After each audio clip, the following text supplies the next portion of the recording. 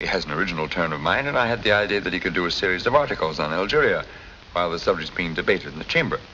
Recollections of a chasseur d'Afrique. I think I should like to read that. Bring me an article tomorrow at 3, and we'll decide the matter.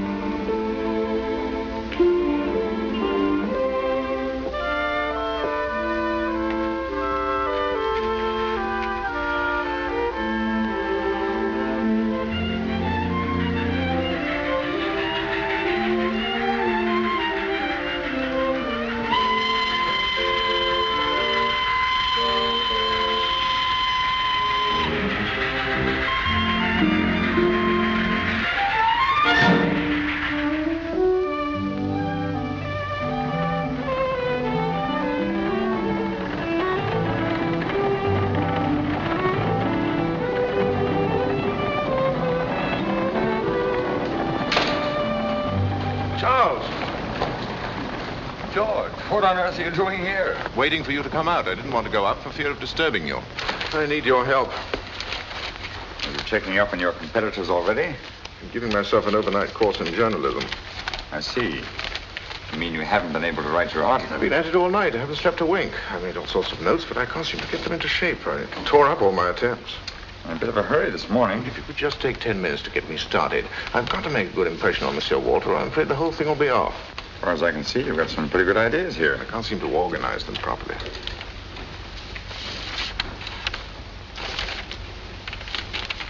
Going to see my wife. She'll be able to help you just as well as I can. Your wife? I've trained her for this kind of work. But I can't call on her at this time of the morning. She's up. You'll find her in my study arranging some notes for me. You're not going to make me climb those stairs again, I hope. I'll tell her that you forced me, positively forced me to come to see you. In the article means the Vie Française. It's free without fail. Don't worry about that.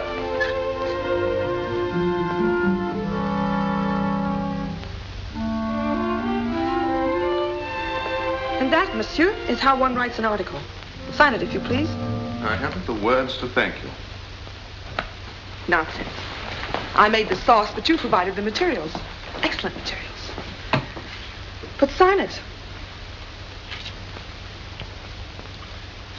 Georges Duroy.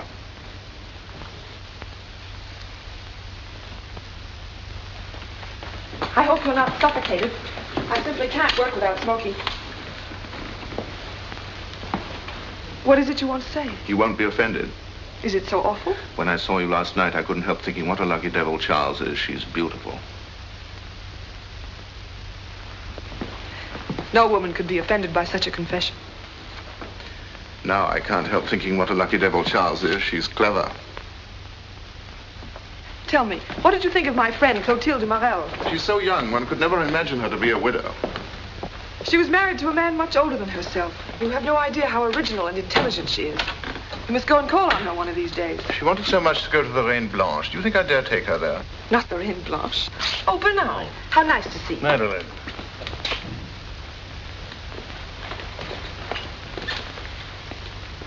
I must introduce an old friend of Charles, Monsieur Georges Duroy, our best and closest friend, the Count de Vaudrec. Monsieur.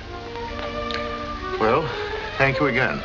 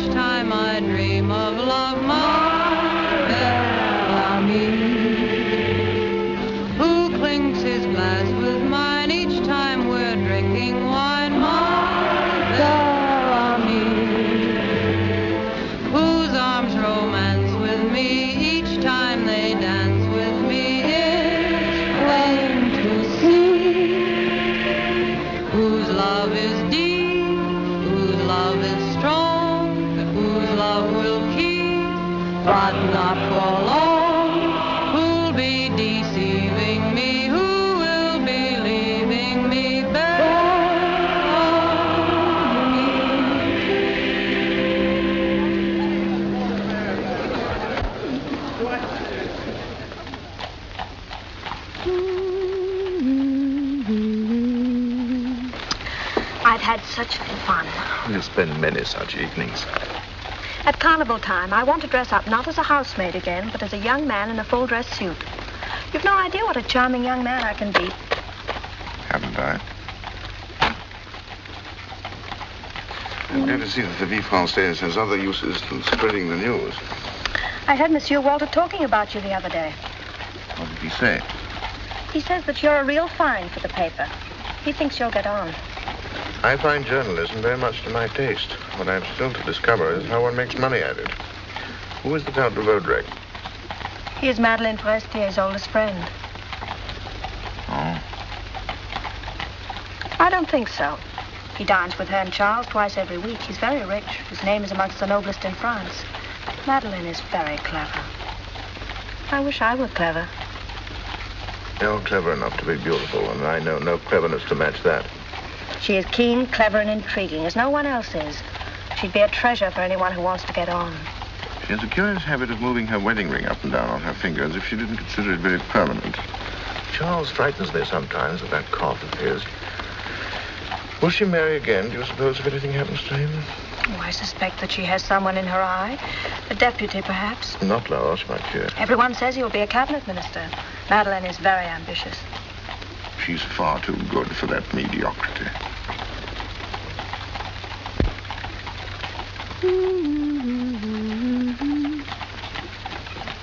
Are you in love with Madeline? Certainly not.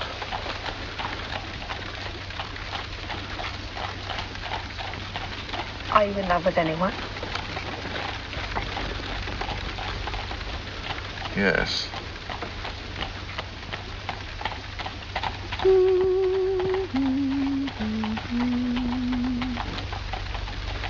Liar.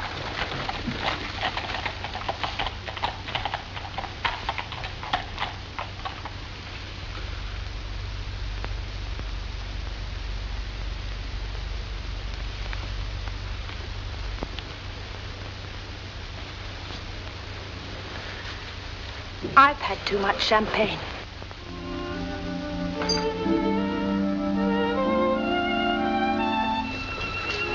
Is she asleep, Louise? Like an angel, madame.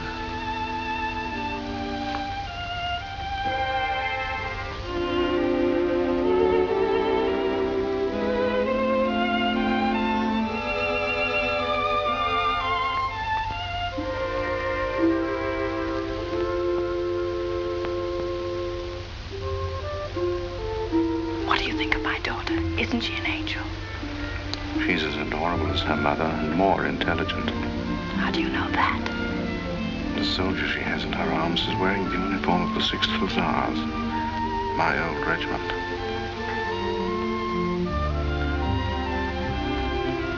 What a wicked man you are. I think I shall call you Bellamy. It's a name I shall do my best to deserve. I've just taken a charming apartment near the Cathedral of Notre Dame. Will you take coffee with me there tomorrow afternoon? No. Good.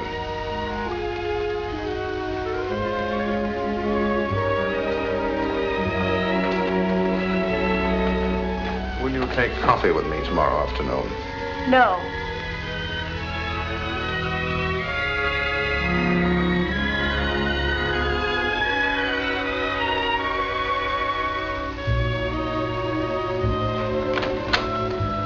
Tomorrow afternoon.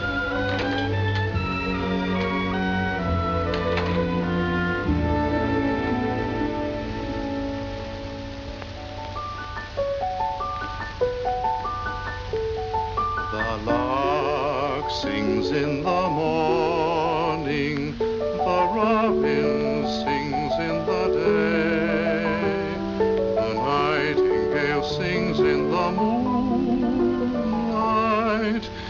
but my heart sings night and day. He wrote it for me, Mommy, for my birthday. I love you so